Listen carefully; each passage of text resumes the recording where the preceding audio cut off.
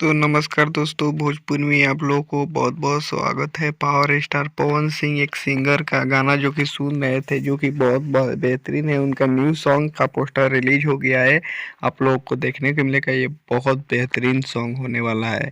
और power star इसमें 7 जिला का नाम रखे हैं, जो कि पॉलिटिक्स में भी वो नजर आएंगे। भाजपा से उनका टिकट मिलेगा। Power star Pawan Singh news पर भी लाइव आए थे, जो कि बिहार न्यूज पर पूरे अपना लाइव आए थे। पावर स्टार पवन सिंह भोजपुरी में इसी तरह डंका अपना बजाते रहेंगे। और उनका ये पोस्टर एक रिलीज हुआ है, जो कि उसका गाना जल्द ही रिलीज होगा। पावर स्टार रहेंगे अपन भोजपुरी में डंका बजावत रहिए। और बात करी कि उन गाना के लिखले बा, त गाना बिहने बिहारी लिखले बड़े आहे चैनल पर ई होता। तार लोग के देखे के मिली, बहुत बेहतरीन गाना होई ई।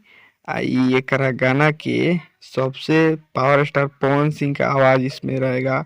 पावर स्टार पवन सिंह का आवाज क्या तकड़ दे, ऐसा आवाज कोई किसी स्टार का नहीं है भोजपुरी का। तो पावर स्टार तो अपने में एक दबंग है। इसी तरह दबंग ही अपना दिखाते हैं। नीतीश कुमार से मिलने गए थे टिकट के बारे में, लेकिन भाजपा से टिकट मिल रहा है, वही से भाजपा से ही चुनाव लड़ेंगे पावर स्टार पवन सिंह।